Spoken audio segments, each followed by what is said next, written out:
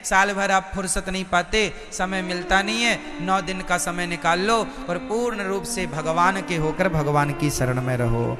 ये नवरात्रि है। ठीक है, जो आप जपेंगे उसमें आपको सिद्धि प्राप्त होगी। तो इसलिए इन 9 दिनों में बहुत अच्छे से हमें अपना जीवन आनंद पूर्वक व्यतीत करना चाहिए।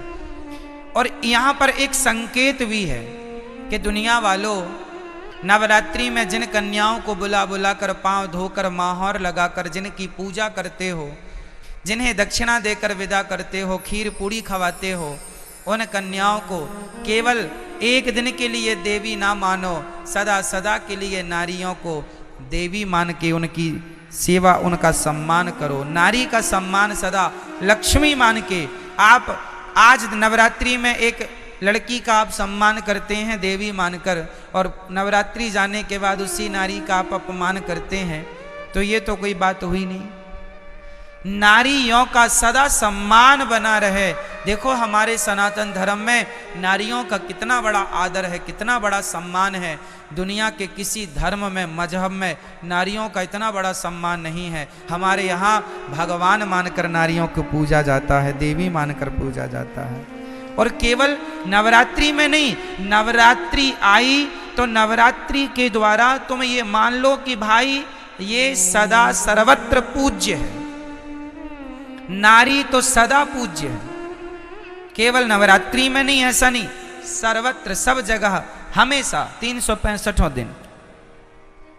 तो नवरात्रि की बड़ी महिमा है।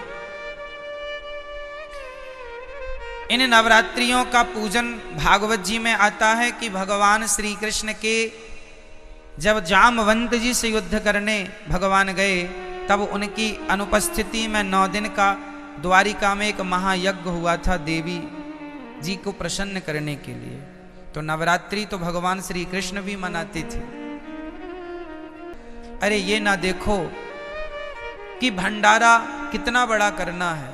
ठीक है, जरूरतमंदों को भोजन कराना जरूरी है, ठीक है, कराना चाहिए, अन्नदान श्रेष्ठ दान है। पर ये मत भूलिए कि आप अपनी 50,000 का भंडारा तो आप करा रहे हैं, सबको खिला रहे हैं, पर खुद की माँ बुढ़ापे में अलग बनाकर खा रही है, तो आप कौन सी देवी को खुश कर रहे हैं?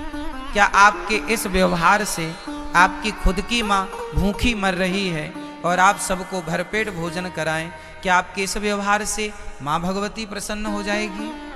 इसका विशेष ध्यान रखना चाहिए। और हम सभी को इंसानों को भगवान मानना चाहिए।